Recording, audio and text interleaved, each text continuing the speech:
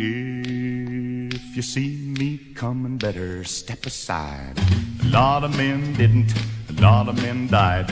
One fist of iron, the other of steel. If the right one don't get you, then the left one will. You load 16 tons, what do you get? Another day older and deeper in debt. St. Peter, don't you call me, 'cause I can't go. I owe my soul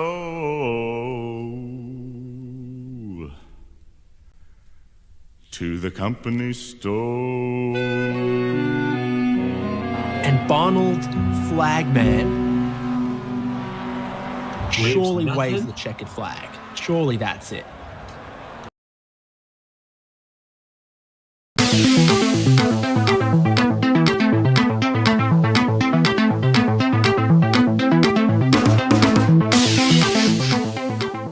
It's cold, it's wet, it's rainy at the Hockenheimring for Spec-5 World Tours Round 6, Season 16 I think is what we're at right now. But so much good racing across the seasons of Spec-5 World Tour. And this configuration of the Hockenheimring, slightly truncated one, National A, a little bit shorter at 2.27 miles, 15 turns, 45-minute race length ahead of us as per usual. Before we can go racing, we got to go qualifying. It's David Haynes here with Reese Gardner, Michael Derby on the production as HJBC brings you live coverage of Spec-5 World Tour. Yeah, indeed. Welcome to the broadcast, everybody. It is a very damp Hockenheimring that we come to for this round of the championship. Should be some interesting racing here. Certainly some interesting goings on in qualifying already here, with drivers catching the outside of the circuit and flinging themselves off into the gravel trap. I'm looking forward to the race today, David. Hockenheim, of course, a circuit that has produced some very good racing in multiple series in the past. Plenty of good overtaking opportunities around here. But a lot of dramas to try to bring your tyres in on a qualifying session like this. We're right at the crossover point of a wet track to a dry track.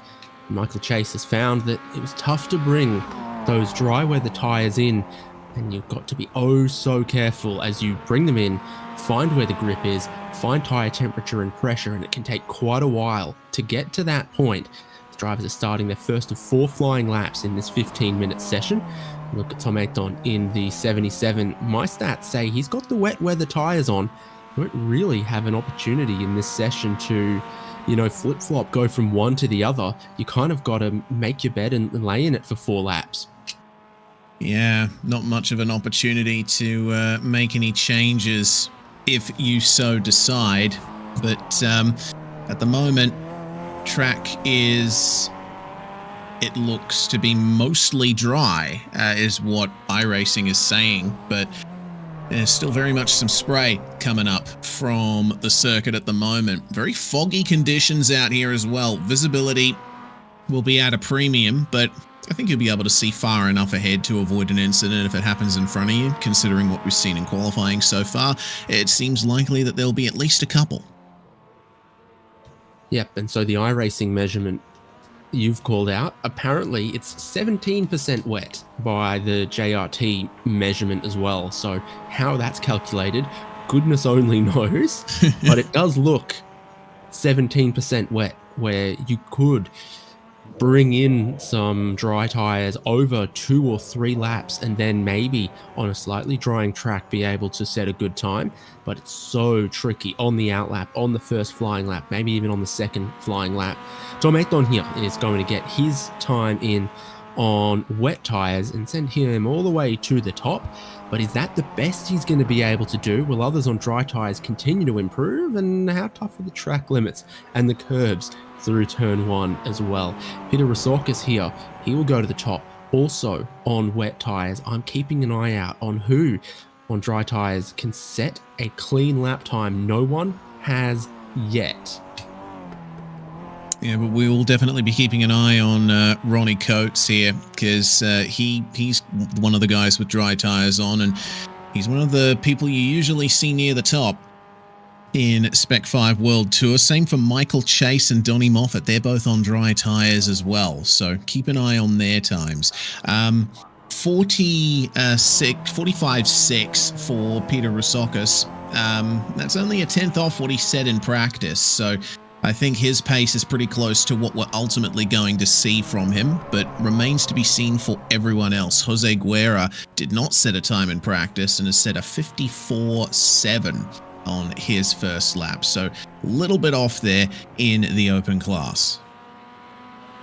Yeah, it looks super challenging, and it is a real conundrum which way to go in this qualifying session and how much risk you can take. This is Ronnie Coates working his way through into the final sector of the lap.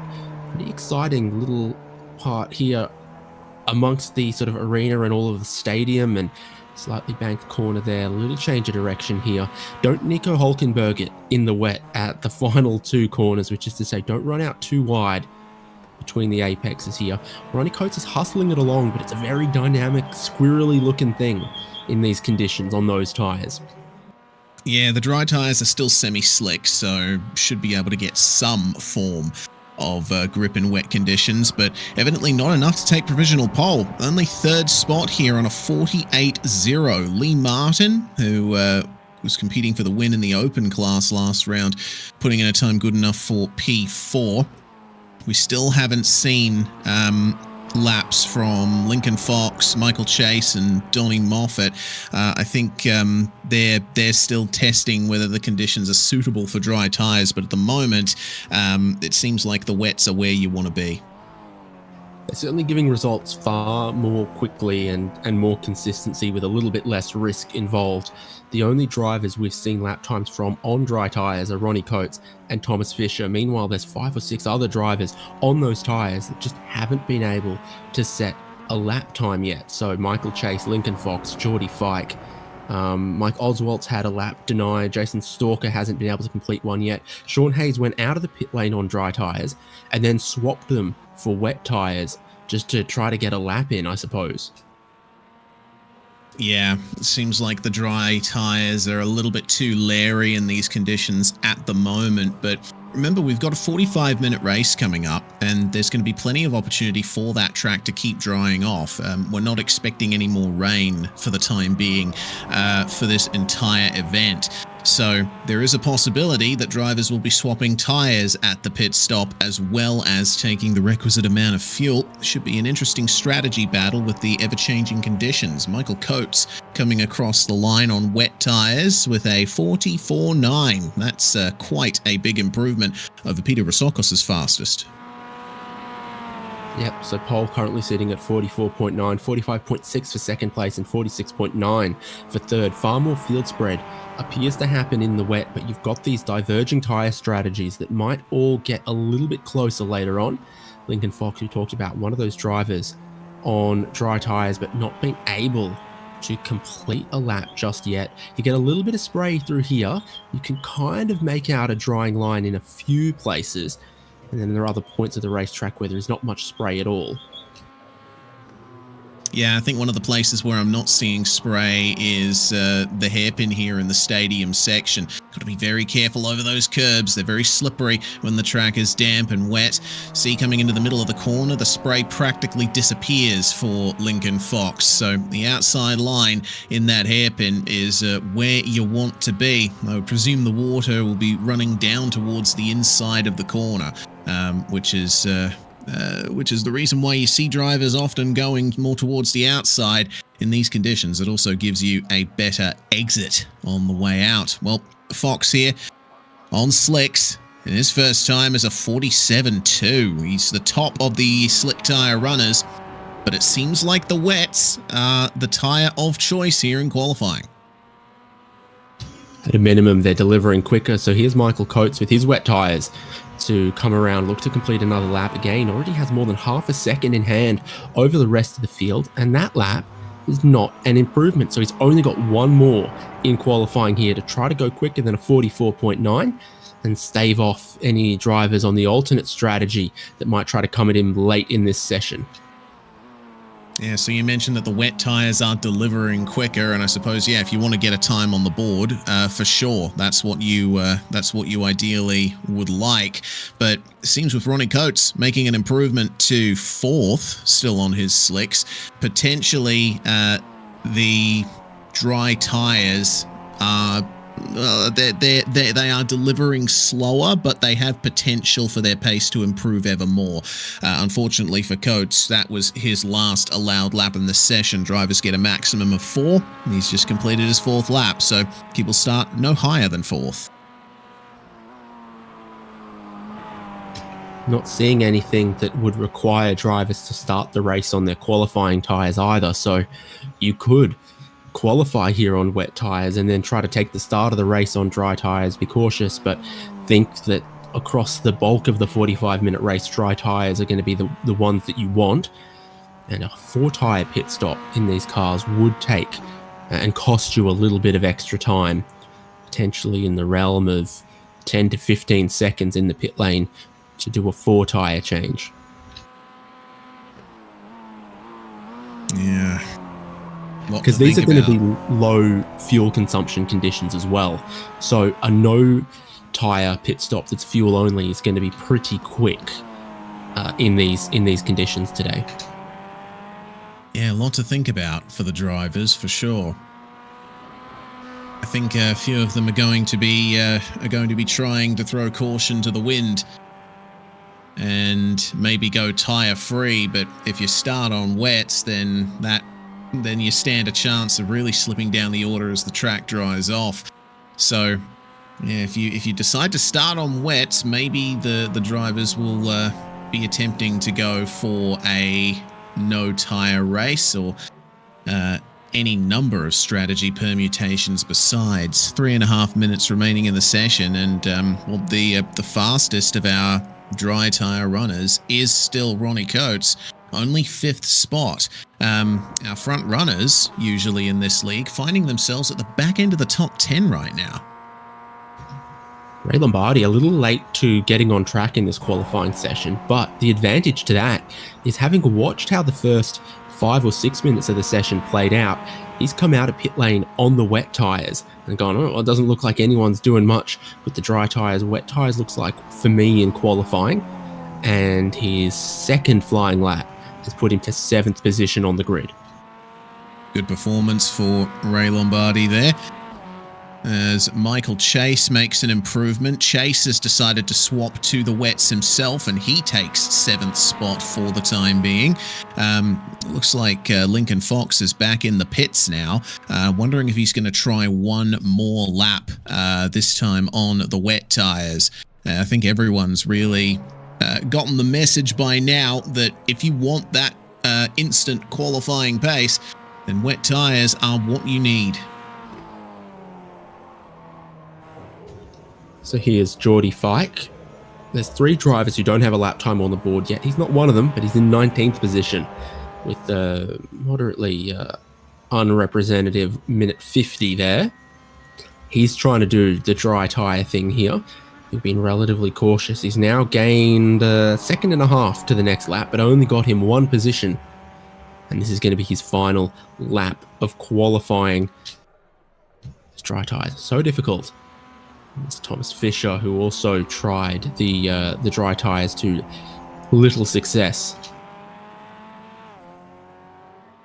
Yeah, it's difficult runnings out there.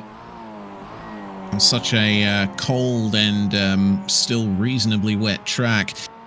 Lightly foggy conditions. The track is only 18 degrees Celsius, so there's not much heat being put into those dry weather tyres, and I've certainly driven the MX-5 enough to know that when the tyres are cold, it is a beastly car to drive at the best of times. Slides around an awful lot. So if the track's cold, then potentially wets are the way to go. Especially with a slight dampness on the track as Chase improves to 4th. Yeah, the wet tyres are working really well for him. Must be difficult for you with all that snow you get in Perth. Oh yeah, absolutely. Yeah, the roads are practically ice rivers, even in the summer. Yeah, it's tough for the kangaroos, the poor things. So we've got just a tiny amount of time left in qualifying, leaving it all the way to the end of the session. Drivers like Geordie Fike, Jason Stalker, and Ray Lombardi. This is going to be his very, very final lap. If indeed 20 seconds is enough time to get around and complete this one. I don't think it is. He's only just entering the stadium section now. Geordie Fike will, though, cross the line for his final lap, and again, very, very fractional improvements. It's all wet tyres up top in this qualifying session. No time yet for Rob Conahan. This is that National A part of the layout as he runs out of time, by the way. You don't go all the way to that far hairpin. You have a cut through that takes you to the Mercedes-Benz stand. Still pretty high speeds around here at the Hockenheim Ring, though. We lock in the grid for round 6 of Spec-5 World Tour. Michael Coates on the pole position. Peter Rosorkis, great qualifying for him in really difficult conditions, using the wet tyres to be on the front row as the best qualified open class driver. And then there's Mitchell Peake, Michael Chase, David Starb, Sean Hayes, Ronnie Coates, Ray Lombardi, Donnie Moffat, I think might have been one of the better drivers on the dry tyres along with Ronnie Coates there. And then Tom Athon completes the top 10 in that 10th position. Got Lincoln Fox, Jose Guerra as the second best open class driver, 10 spots behind Peter Rosorkis. Just to emphasise what a performance that was from Peter Rosorkis in those conditions. Brian Chabelski in the 13th and Jake DeGrond, Lee Martin, Mike Oswaltz, winner last time out in the open class, Travis Hewitt, Jason Stalker, Geordie Fike, and Thomas Fisher looks like he might be the last driver with a qualifying time. Kalgenski didn't get one, and we saw Rob Conahan was out on track when time expired. Yeah, and considering Rob Conahan's pace in practice, I think he would have had a really good time in the qualifying session.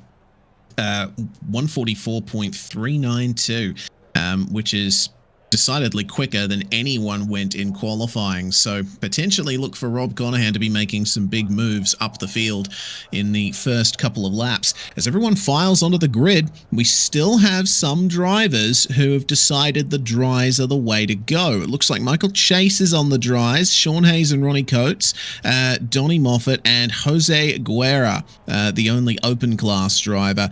There's 2 more. Mike Oswald, 3 more. Jason Stalker and Thomas Fisher, and Rob Conahan make it 4 more drivers. All of those drivers are on the dries at the moment. Everyone else is on wets. So let's see what our top 3 will be able to do on that softer, more treaded rubber. So here's a recap of where we stand. 2% fog, 0% rain, 17% moisture on the track surface, 100% humidity, and 100% chance that you're going to need the edge of your seat for Spec-5 World Tour today, with a variety of strategies playing out on the grid. Your top 3 are on the wet tyres from what I can see. Michael Coates, Peter Rosorkis, and Mitchell Peake. Michael Chase will start out of 4th position on the dry tyres, which are going to be difficult on this race start, but really could come to him in the final 30 minutes of the race once he gets them in. And then also, he should be headed for a good pit stop as well if he thinks the dry tyres are the tyres you're going to want in the back half of this race. Then David Starb starting there out of 5th place on the wet tyres. You've got 2 drivers on dry tyres with Sean Hayes and Ronnie Coates. Ray Lombardi looks like 8th from the wet tyres. Donnie Moffat dry tyres. It's a whole chaotic mixture of tyre choices throughout this field. And look at who is really trying to get temperature and who's not. Ronnie Coates is the one I can pick out, weaving a lot, really hoping that he can get a decent enough start, just a clean start on those dry tyres. That's probably the mentality from the dry tyre runners, right? I'm going to lose spots on the opening lap, maybe on the 2nd lap, the 3rd lap. But in the final half of the race, I should be set. And the sooner you get those tyres up to temperature, the better here on the formation lap. They'll be riding the brakes to try and get some heat from the brake discs radiating out into the tyres. Weaving, it has been demonstrated, doesn't really help your tyre temperatures. So in spite of that, it might give a bit of a psychological advantage to the drivers as well. I mean, the placebo effect certainly has an effect. Coming to the end of the lap then, Just a few more twists and turns to go around Hockenheim through this motordrome part of the circuit that was built in 1966. The first real purpose-built part of this racetrack. And we'll be able to see exactly who has the advantage here on the start in Spec-5 World Tour at Hockenheim. And if you need 5,000 gallons of zero-weight 20 Ravenol oil, it's on the top of the pit lane for you. There's pit entry that the drivers are going to need at some point in this 45-minute race. They're waiting on the green flag, and you expect the wet-tired runners to be out of the gate quickly as the green flag waves. A few drivers are going to be Bambi on ice for a few laps, but hoping that it comes back to them later on. Michael Coates, the pole sitter, down the inside for turn 1 on wet tyres, as the open class leader Peter Rosorkis follow him closely. And tell you what, this is not a bad start for Michael Chase there in 4th place. He looks like he does have some grip and confidence underneath him. Yeah, he does. He didn't lose out all that much in the first corner and come up to turn 2 in the exit onto the straight, and maybe we'll see a little bit more in the favour of Pete Rosorkis and Coates. The field has mostly stayed in the same order they started in. There have been gains of 1 position from Moffat, a gain of 2 spots now for Lincoln Fox on the slicks. It seems like, in these conditions at least, the tyres are relatively equal, but let's see what happens when the wets get up to temperature. Well, there's a whole train behind Lee Martin there, as a few drivers we know didn't qualify where their pace should have them. So Jason Stalker's trying to move up some spots. Thomas Fisher, the winningest driver of this season in Spec-5 World Tour, started way back in the field. So he's making some gains carefully and cautiously on this lap 1. And then Kyle Genske also, we've seen win races in the open class, and he started 21st to 22. So he's making some spots as we go as well. And just like that, the lap is nearly over. Michael Coates getting out to a nice lead over Rosorkis. He currently leads by 1.5 seconds. So, good advantage for the time being. Rosorkis will try and keep Peak behind him. This is a great position for Rosorkis to be in. All the way up in 2nd. The next open class car is Jose Guerra down in 10th. And remember, both of the classes here are competing for the same points. So that's going to be a massive points advantage for Rosorkis if he can hold on to that place. Today looking like one of those days where you can bag a bunch of points that'll be very difficult for any of your open class competitors to be able to match or overhaul in later rounds. I thought I was going to see more dry tyre cars dropping on this first lap, but they're hanging in, and the track should just continue and continue to move towards their favour. Yeah, very curious. Like you, I was expecting all the dry tyre runners to drop down multiple spots, but they're all holding on to their relative positions. So this is turning into a very interesting race, where I think we might be guaranteed a tyre change for drivers who are running the wets. That's going to cost them a lot of time in the pit stop. So could be the right decision to have started on those dries. Michael Coates is certainly being able to build out a little bit of an advantage here. Normally, we think of this MX-5 as a heavily slipstreaming car, as a really pack racing car. We get it just a little bit more spread through the field because of these conditions, because it's harder to get the throttle. You spend less time at full throttle. You get less slipstreaming. So he's working very well to put time between himself and Rosorkis. So Rosorkis would love to hold on to that 2nd position for all the reasons we mentioned. That's a great place for him to be. But if it just boxes back a couple of competitors and lets Michael Coates stretch away to a lead, enough time advantage that might let him put those slick tyres on at his pit stop. I say slick, I mean dry, of course, but yeah, he'll be happy to just keep leaving the whole rest of the field behind. And if the others are finding it challenging to get around Peter Rosorkis, it's also good for Michael Coates in the pro class. Yeah, absolutely is. Well, it's nice and calm for Coates up the front, but opposite of calm for Donnie Moffat and Ronnie Coates. They've just traded spots for 7th, and that was a very nice pass by Moffat round the outside, coming through turn 2. See how it happened here. Just got a great run out of turn 1 across the curb there, and nice and late on the brakes. The track is a little bit drier where Moffat is there. Bit more spray thrown up by Ronnie Coates. He has to get on the brakes earlier, and sweeping around the outside goes the BWT machine, who at the moment is right on the back of Sean Hayes. So let's see what he can do. Yeah, Donnie Moffat was again one of those drivers on dry tyres in qualifying, which didn't quite look like the move, but they are looking like the way to go, the thing to have in this racing conditions. So probably they'll be pretty comfortable with where the grip is, where the speed is for himself. It could be paying dividends. Even with cars on dry tyres, you're definitely seeing the windshield wipers get a move here and there. Spray getting picked up off the racetrack. Indeed. Man, the battles are starting to close up quite a bit here in this tight section of the racetrack. Well, Moffat's been making moves in the first sector, and it looks like he'll have a chance to get by Sean Hayes here. Decides to stay behind. Turn 1, not usually a corner you see passing at. It is a sharp kink, and it's very fast. But once again, the exit is right there for the 720. This time he's on the inside. Let's see what he can do here. Dry versus dry. Almost said slick there. Looks like Moffat has managed to get enough heat into his tyres here that he's got a big pace advantage.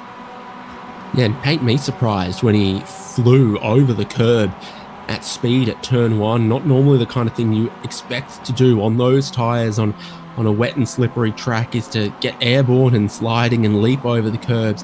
Typically you want to stay off them, but maybe, just maybe, Donnie Moffat does have the best water technologies.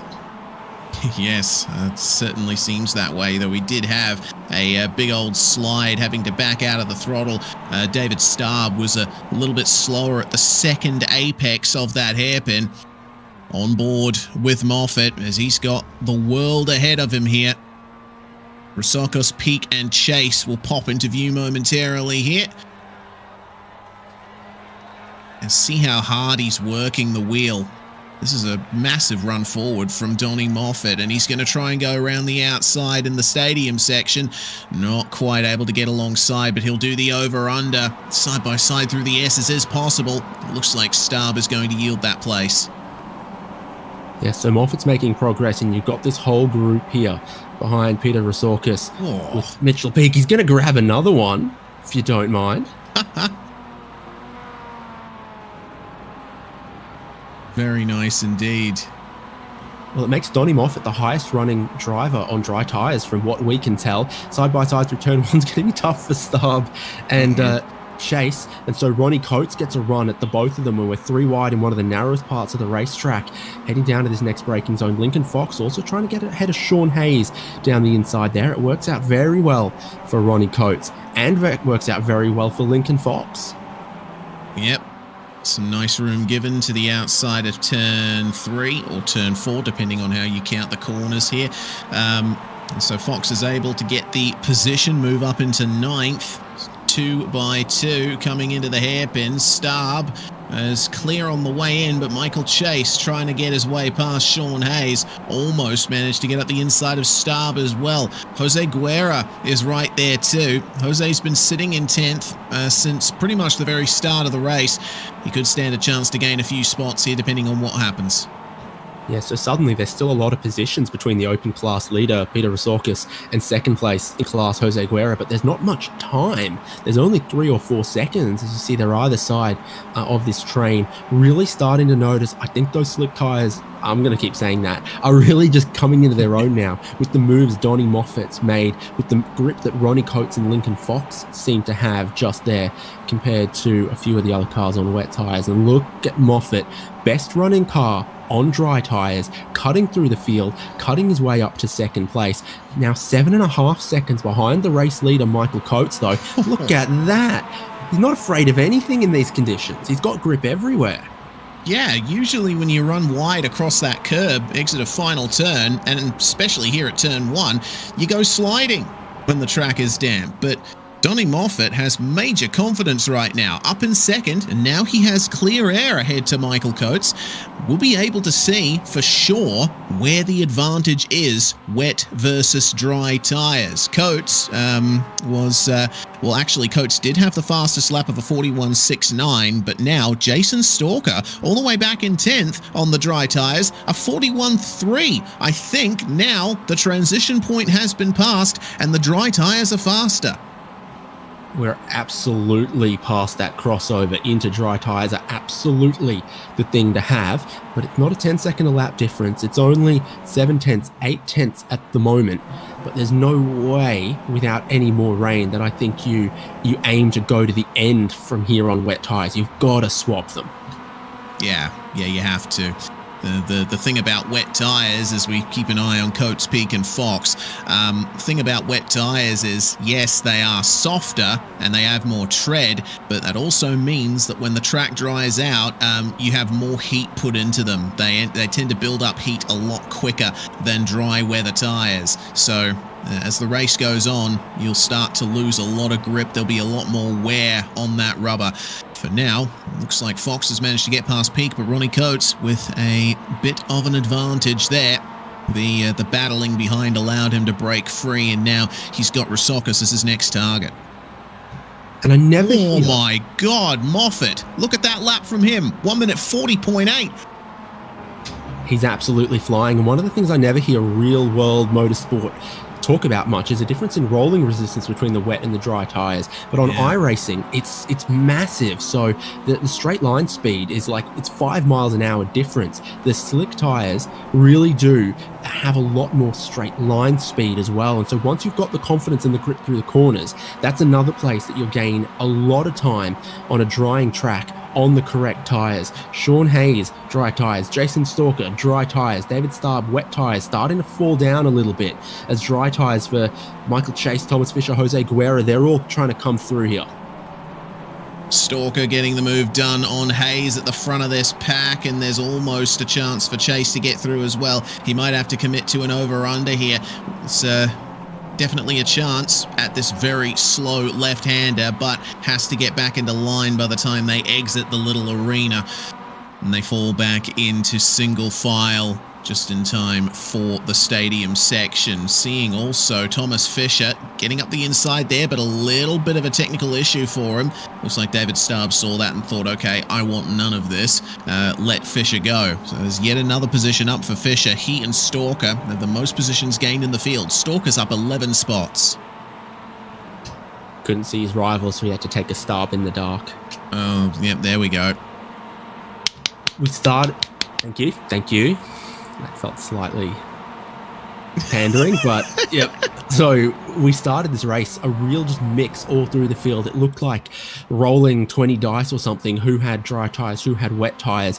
But the dry tyres are rising up the timing. The wet tyres are starting to drop down, where your 4 cars at the very back of the field are on wet tyres. Your leader is still on wet tyres, but being hunted down, and cars on dry tyres are making moves all through the midfield. The red marbles going to the top, blue marbles going to the bottom. Yeah, seems to be the way of it. Donnie Moffat taking nearly 2 seconds out of Michael Coates on the last lap as this fight keeps going here. Oswald, Guerra and Starb. David, the only driver on wets in this pack. And it looks like he has no response for them. In fact, he runs a little bit deep in the hairpin there, so he's going to completely lose touch with them now. Up ahead, Michael Chase and Thomas Fisher continuing to fight their way forward, getting up to Sean Hayes.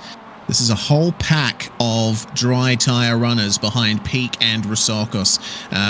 Looks like Lincoln Fox, Ronnie Coates, they've managed to get by Rosakis as well. So Peter with the start on wets, I mean, he's certainly played the start of the race really well, not to say nothing of qualifying. Brilliant qualifying performance. But yeah, I think as time goes on, he's going to slip further back into the clutches of his fellow open class drivers. All sorts of pressure on Mitchell Peak right there. Queued up behind him, what is it, 6 dry-tired cars, and they've just got more speed in a straight line as well. for Jason Stalker, who thought about it and then goes back into line. You should have more straight line speed on these tyres. That should make passing a little easier. Now he does get a better run through turn 1, a bit of a wobble from Peak. Stalker looks to the inside at the next big braking zone. Poor Peak, I think, had to back out a little bit there. I think he expected Stalker to get the move done a bit more decisively, but they avoid making contact for the time being. And here comes Thomas Fisher. Once again, there's that rolling resistance difference that you were talking about, David. Fisher up the inside, and Hayes and Chase will try and follow them through, but Chase is... a little bit of contact. I was going to say Hayes was boxed in slightly, and Michael Chase hasn't been able to complete the move either. Both of them having trouble making their way past Peak here. Oh, and there we go. The 94's around. Sean Hayes trying to get up the inside, but he would argue got turned in on, but I think it was a bit of an optimistic dive. It wasn't particularly close. I was looking for him to make contact with the car one further back, but he's gone very rapidly into a closing gap there. The gap's closing for the race lead as well, as we've crossed half an hour to go. So 1/3 of the race done, 2/3 still to go. Donnie Moffat's within 1 second of the race lead. There was a time starting on those wet tyres when Michael Coates had almost a 10-second lead over the rest of the field. But Donnie Moffat's now taking 2 seconds per lap out of him. Means it hasn't taken many laps at all to be staring right at the race lead. Yeah, Donnie Moffat again with a massive lap there, 1.9 seconds faster than Michael Coates. It seems like the wet tyre runners, the best they can run is a low 42. The slicks, meanwhile, the dries, they are setting mid 1 minute 40s at the very least. And here comes Moffat, big run down the straight. But he's not quite close enough to get a decisive move done into the hairpin. He's going to hold off for a little bit longer. He's right here, and he had great opportunity there to look to take the race lead. He doesn't in a hurry. There's a few other dry-tired cars back there. Ronnie Coates and Lincoln Fox could head up towards the front of the field. If I'm Donnie Moffat, I don't think you gain anything from hanging around too long. And so here he goes to the lead of the race, having started 9th on the grid. Yeah, beautiful move. And well, he'll continue to extend his lead from here, I'd imagine. It is lap 10, and from the data that we have been given, that's around about when the pit window is expected to open. So we'll have to wait and see if any of the wet tyre runners decide to basically stem the bleeding and come into the lane. And it looks like that's exactly what Michael Coates is going to do. Yeah, so interesting little pit lane here. Pit lane speed limit doesn't start until way down that pit entry.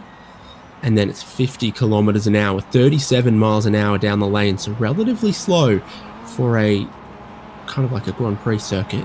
Actually, I wonder if the full Grand Prix layout has a faster pit lane than National A does. That's the case at Silverstone and a couple of other tracks. Same deal at Circuit Spa-Francorchamps. Endurance pits 60 k's an hour, Grand Prix pits 80 k's an hour, even if it's the same pit lane. So he's in. Yeah. And surely if you're on wet tyres, you know you're going to have to go to dries at some point.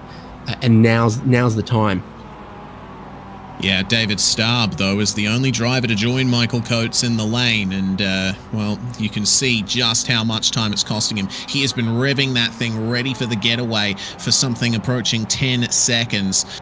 And he's finally out with a 23.6 second stop. I can confirm, David, having raced at the Grand Prix layout of the Hockenheim Ring a week and a half ago, yes, the pit speed limit is faster on the Grand Prix layout. It's exactly the same pit lane and entry and exit, though, isn't it? Yeah, I know. It's interesting. I suppose, though, these shorter layouts are used for more amateur categories, and so the idea is lower pit lane speed limit. I mean, I don't really know. Or it's weird. When iRacing changed the pit lane speed limit for all of the Grand Prix circuits to 80 kilometers an hour, they were a bit, I don't know, lazy. No, they specifically targeted their efforts. Yes. I think that's the correct way to put it. Yeah. That's a possibility as well. So just to confirm, of course, you saw that both sides of the car go up on the jacks. You would have expected it. But Michael Coates and David Starr both showing as having gone to dry tyres. That's taken them about 23 seconds for the 4-tyre change. Otherwise, I think you're expecting about 10 seconds of fuel from the dry tyre runners. So it is a longer pit stop to make that tyre change. That's why I thought even if the track was going to start a little difficult for the dry tyre runners, that's the tyre you'd want to be on. Yeah. I mean, the time loss is just too great. I mean, from previous events where we expect fuel-only pit stops to only run about, I'd say, 15 seconds or so, 16, 17 at the most. So these guys are losing nearly 10 seconds by having to change tyres here. Mitchell Peak jumps out, and that is a stop that is pretty much the same as what Michael Coates got.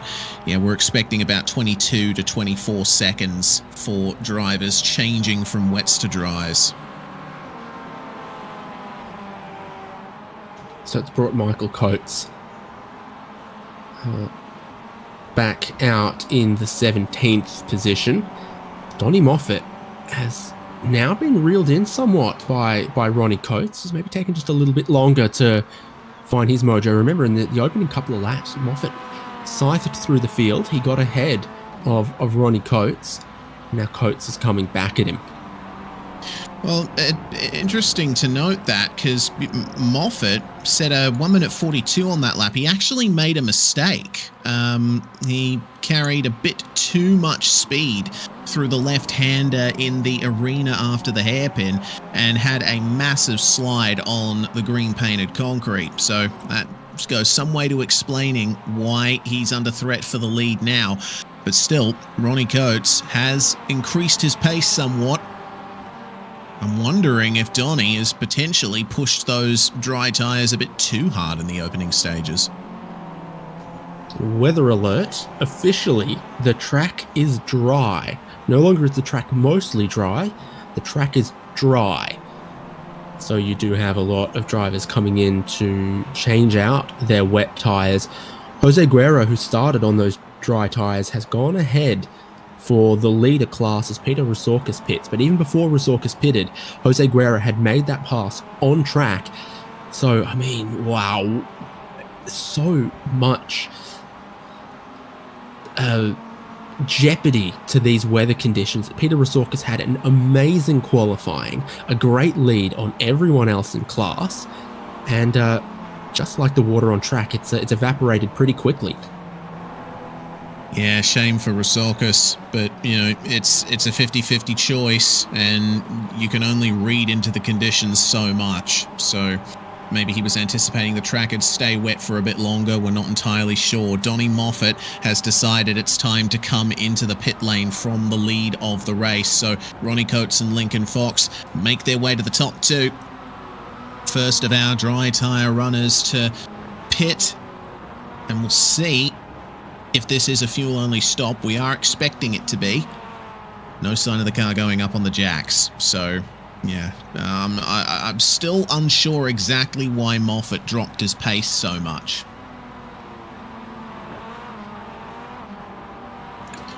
Still fueling it. He's had a couple of long stops in the races earlier this season. So no tyres, but still 22 seconds. Yeah, that is a very long stop. Yeah, I'm expecting he's probably overfueled it. We'll have to wait and see. Michael Coates will make his way back past him in the end. So, take two of the pass between Coates and Moffat, but this time it's for 13th on track. Yeah, and this time Michael Coates has got the right set of tyres for the conditions. Got a couple of wet tyre runners up front that haven't stopped there. Carl Genski, Travis Hewitt, and Lee Martin. Look, they're about to lose out on all of that because there's drivers behind that have made their stop, gone to the dry tyres, and gaining on them pretty quick time. Coates and Fox deciding to continue on for a bit longer. We'll keep an eye on the lap times for these guys. Michael Coates with the new fastest lap of the race, a 140.0. Ronnie Coates and Lincoln Fox can only get to within a few tenths of that. Yeah, and Ronnie Coates a fair bit wide there through turn 1. Another lap where Lincoln Fox takes a little bit of margin out of the lead. So this has been a tough race to be the leader. The only time it looked fun to be the leader was when Michael Coates worked away to 7 or 8 seconds clear of the field. Then his wet tyres went away, the dry tyres for everyone else came in, and then it was no longer a fun time to be a leader as his gap whittled away at 2 seconds per lap.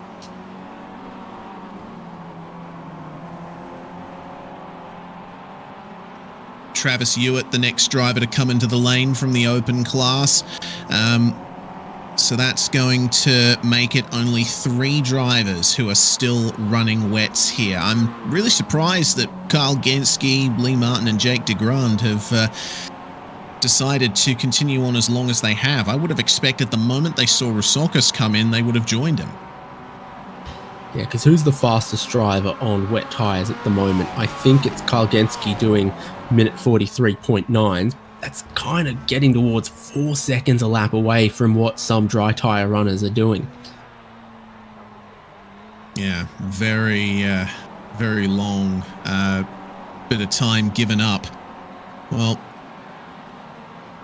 it looks like our leaders are making their way into the lane for their stop. Coates and Fox slowing all the way down. Lincoln trying to make up a bit of time on the braking into pit lane. You can gain quite a bit, but you do run the risk of speeding in pit lane. But fortunately, it looks like they've all avoided that. Jason Stalker joining Coates and Fox in the pit lane. Which of these guys is going to get the faster stop here? And is it going to be any faster than Donnie Moffat's stop? Moffat with some long stops in the past. Ronnie Coates immediately on the rev limiter, getting ready for the getaway.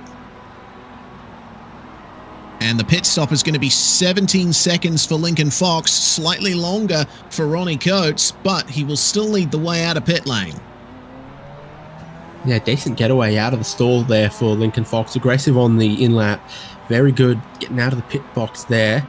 Oh, you can't really pass in this pit exit, but they're going to immediately go back to racing. This will become for the lead of the race when the few remaining drivers who need to stop. Oh, every time they go through that left-hander, I always think, are those 2 lines going to come together? Are we going to see a crash? Fortunately, they saw each other coming there, but Lincoln Fox is ahead of Ronnie Coates, but the inside line is with the number 31. A little bit of pushing through the middle of the hairpin, and Coates will keep the lead for now.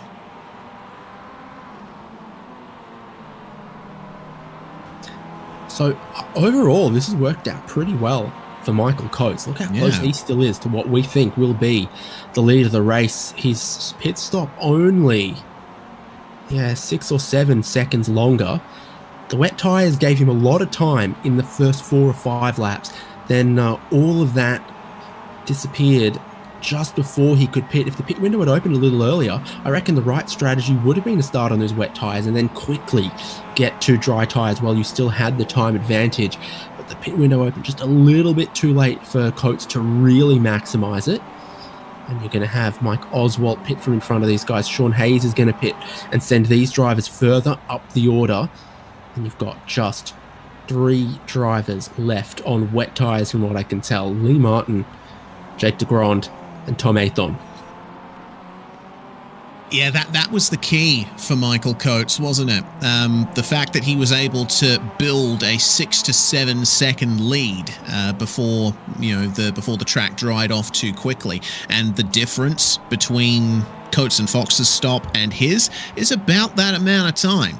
So yeah, if the pit window had come out a lap earlier, he would probably have been able to at least fight for, if not keep, the lead of the race. For now, though, he's still far and away the quickest driver on the circuit. 1:39.6 is now Michael Coates' new fastest lap.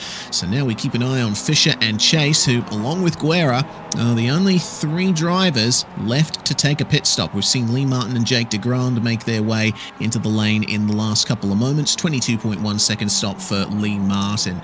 And They will stay tight through the penultimate corner, make their way into the lane, make sure not to get onto that concrete where the dividing line happens, otherwise you will get a penalty.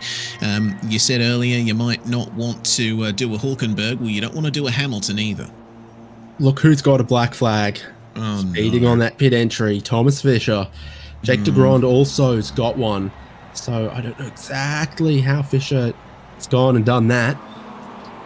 And now he's looking to be taking right side tyres as well. Very confusing for Fisher, and I think that'll take him potentially out of the top 15. Yeah, definitely looks like it. At the point he entered pit lane, Fisher was going 76 k's an hour. Remember, the pit lane speed limit is 50. So he was 10 miles an hour over the pit lane speed limit. No surprise he got a black flag from that. Now that's $250, 2 demerit points, I reckon. It's going to cost him very dearly. We talked about trying to optimize these pit stop times, and adding 40 seconds to your pit stop is not the optimal strategy. You could make starting dry tyres work. You could make starting wet tyres work. You can't make a pit lane penalty like that work for you in your strategy. So with pit stops from everyone, Ronnie Coates leads the race from Lincoln Fox there in second. Michael Coates only 2 seconds back. And this poor Peter Rosorkis. Not ideal there. Going into the drag strip, which is especially slippery. I'll correct myself earlier, not 10 miles an hour, more like 17 or 18 miles an hour. I got my metric to imperial conversion confused. It's 26 k's an hour over or something like that. Maybe he thought he was Grand Prix pitting. Yeah, potentially. Well, this is why you always practice your pit stops before a race. Well, Ronnie Coates and Lincoln Fox now your top 2, but Michael Coates is still chipping away at them lap on lap. There's a good response from Fox, a 39.7, but Coates setting another 39.6, so still has a pace advantage over our top 2. Because now what you've got is Michael Coates has younger slick tyres than the drivers in front, I do believe. Yeah. Yeah, exactly. Well, I suppose their pit stops. I don't think either of them went up on the jacks, did they? No, not at all. Not even a left sides situation. Those are the tyres they've had on since the very, very start that they had to work to try to build some temperature into at the race start, and then they've run all the way through to that pit stop and left them on, whereas Michael Coates started on wet tyres, used them to build a little bit of time advantage, and then had to go to slick tyres when the crossover happened and put 4 brand new ones on just 8 laps ago. Yeah, well, see what he can do with that advantage. You know, those tyres are 8 laps old versus 18 lap old tyres for Coates and Fox. An awful lot of advantage here for Michael Coates.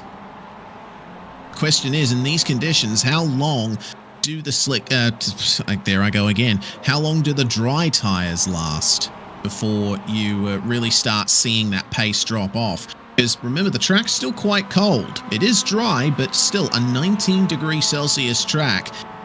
I suppose it'd be very hard to overheat them at this stage.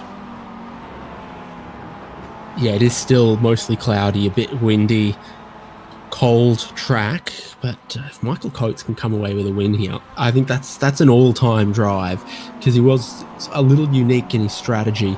Not many others were able to use the wet tyres as effectively initially, and then come back into contention for the win here.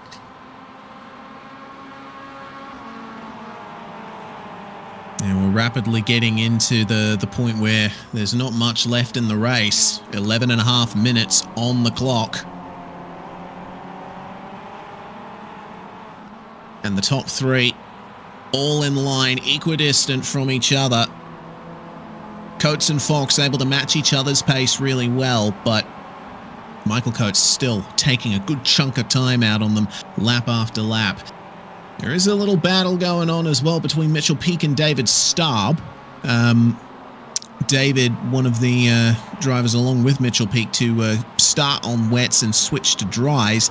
And looking at Brian Jabelski as well, looks like he's come into the pits for a second time. Not too sure what the deal was there. Potentially he underfueled it at the stop and had to put in another splash to make it to the end. But that's the situation on track at the moment. Pretty much the only battles that we are seeing for the top three, and these two guys for 8th. Yeah, and now having had the one pit stop from all, Mike Oswalt is leading that open class, and that he's just ahead of the Peake versus Star battle. Jose Guerra is just a little bit off the back of them. You can see his car there. And Kyle Genske looks to be running 3rd in class. Yeah, that's what it's looking like at the moment.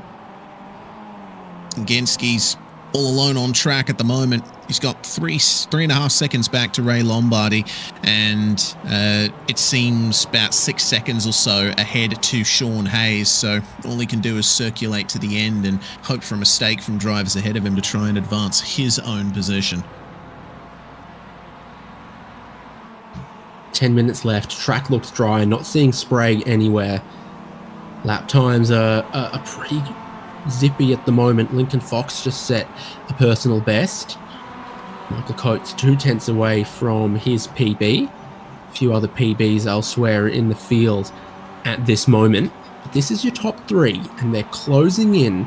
They're beginning to accordion a little bit, which is a great German instrument. And it's only sort of half a second gaps right now.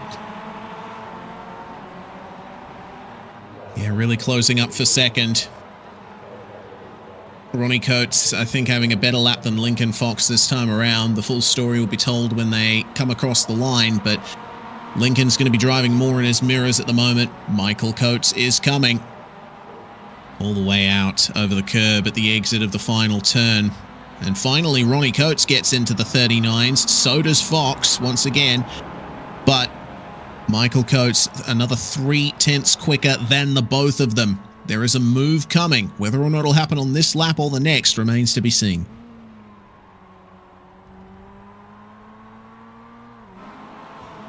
So there's the look from second place. You don't have the full length of this parabolic straight to slipstream in on your rivals towards that normal Grand Prix hairpin.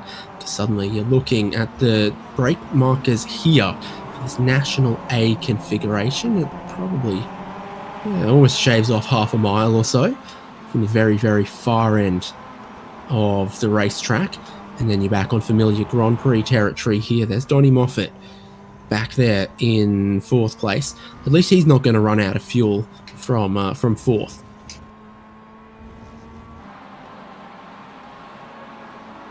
Here we go then.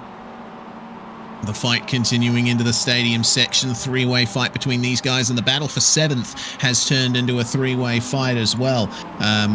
Looks like Mitchell Peake and David Starb have caught up to Mike Oswald here in the caramel coffee liveried 117. It looks like he might have gotten a slowdown there, or potentially is just letting these guys go. Not sure what the deal is there for Mike Oswald, but he lifted off.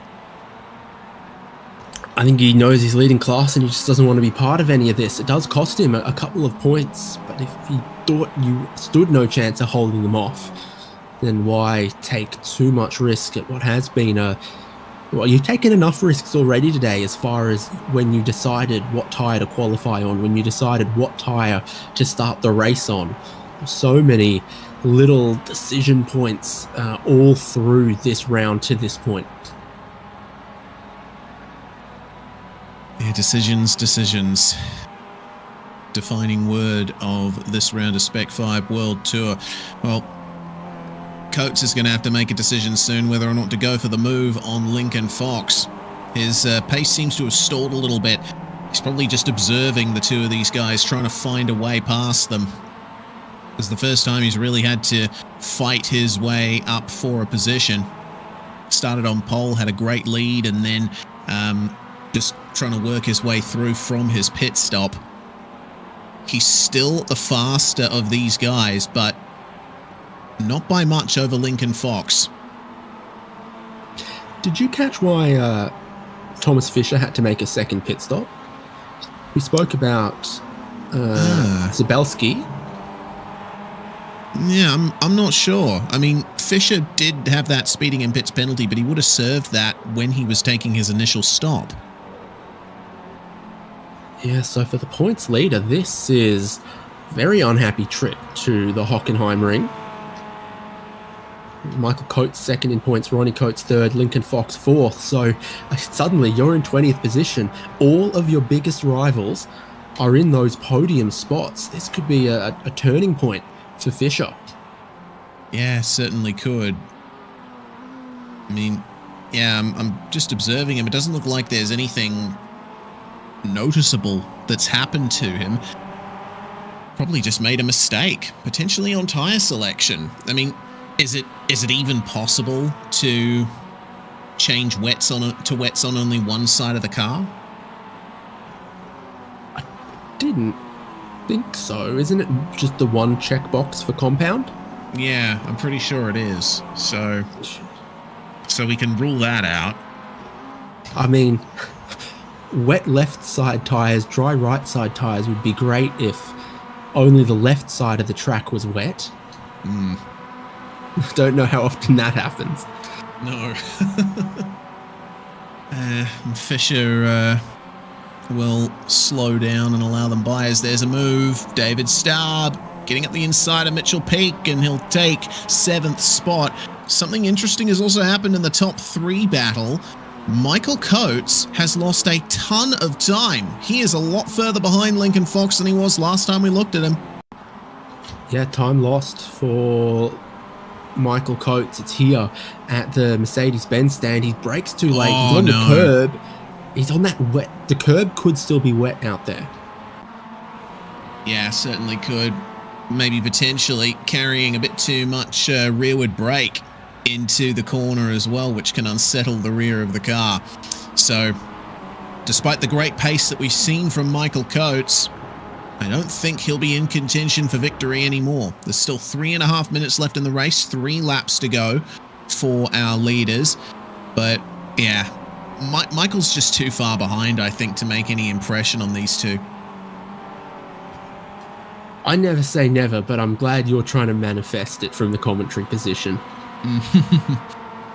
Yeah, just calling it as I see it. I mean, that gap just seems too great to make up, even with the former pace advantage that Coates has. And I think now that his tyres have been run on for a good portion of laps, he might have run out of relative pace himself. We'll have to wait and see, though. Michael Chase and Jason Stalker, the other battle on the track here at the moment for P5. We're seeing drivers start to come together again right at the end here. Genski versus Lombardy for 12th, Hewitt versus Fike for 15th, and Zabelski and Athon have exchanged places for 17th spot. So we had a period of the race there where there were basically no battles going on, and all of a sudden, everyone has ebbed and flowed together right at the end. Yeah, and having let them through, Mike Oswald leading the open class is still right. With this battle between Mitchell Peak and David Starb, we haven't seen a whole lot of David Starb this season. He ran basically the full season, some previous other ones when he could. So it's great to have him back. And he's trying to put all kinds of pressure on Mitchell Peak if he can. The timing is always interesting, by the way, in these races. It's a timed race. In a dry race, you can predict pretty clearly, you know, how many laps the race is going to be. But no one can accurately predict how quickly the pace will improve on the racetrack, how quickly the circuit will dry. So we are headed for 2 more, and it was only a matter of 10 seconds or so. But there is still time for Coates and Fox to battle, and Michael Coates has still sat just 2 seconds back behind them for the last lap or so since his mistake. Yeah, he was 0.2 faster than the both of them in the last lap, so the pace advantage is still there. And if there is a move from Lincoln Fox and they run side by side for a couple of corners, then that might give the 213 the advantage that he needs.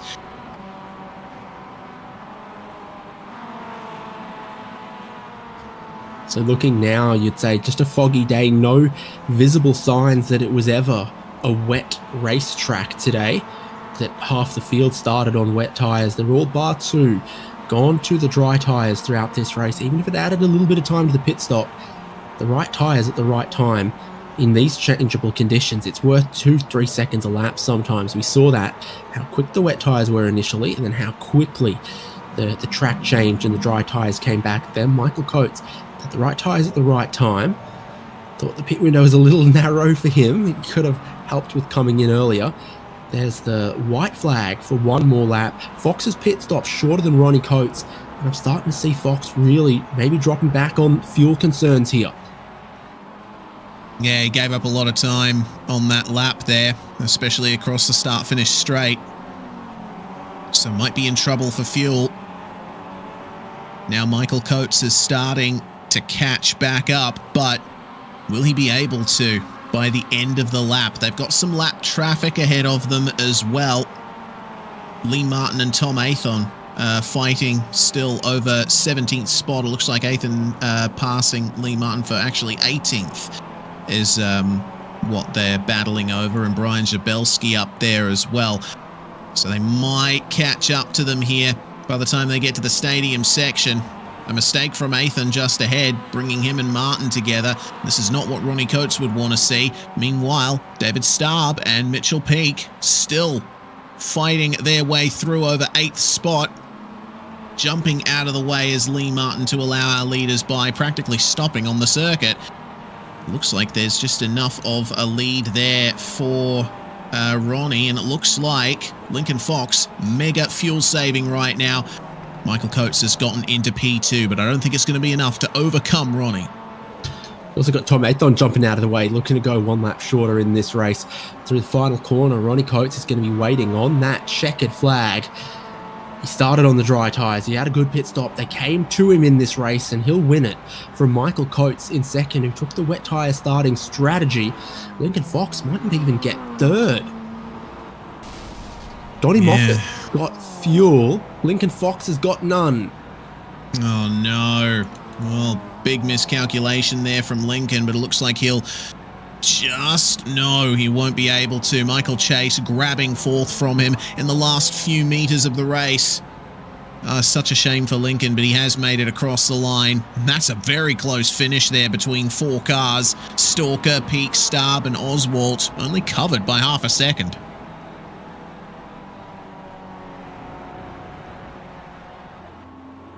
Looks like Peake and Starb crossed the line right alongside each other. Peake was classified ahead, but looks like it came down to the 10,000th of a second between them. Just behind them was Mike Oswald, who takes that open class win. Jose Guerra second. Peter Kargenski third for that class. Drama laid on as not enough fuel for Lincoln Fox. And that, I think, comes down to the fuel consumption increasing as the track dried off, the speed increased, and the first 15 minutes, the racetrack looked very different to how it did at the end. There's Geordie Fike just ahead of Travis Hewitt. Ryan Jabelski might be one of the last cars to take the checkered flag as well. And there we go. The end of the race. 16 cars, it seems, or 17 on the lead lap as our results are official. Yep, with Ronnie Coates as the winner, Michael Coates in second, Donnie Moffat third. Actually gave Lincoln Fox a bit of a bump out of the final corner. Don't know 100% what went on there, but Moffat came back to the third position, having led some laps. Michael Chase also got through for fourth as Lincoln Fox crossed the line in fifth. Jason Stalker was in sixth. Mitchell Peake and David Starb identical on the timing. It's given to Mitchell Peake ahead of Starb. Then there's some of your open class runners, Mike Oswald and Jose Guerrera. Sean Hayes and Ray Lombardi 11th and 12th, Kyle Genske in 13th, Peter Rosorkis in 14th, Jordy Fike in 15th, Travis Hewitt in 16th, Brian Chabelski, Tom Athon, Thomas Fisher, and Lee Martin completing the top 20. Jake Segrand was just a couple of laps down. I think so was Rob Conahan. Yes, indeed.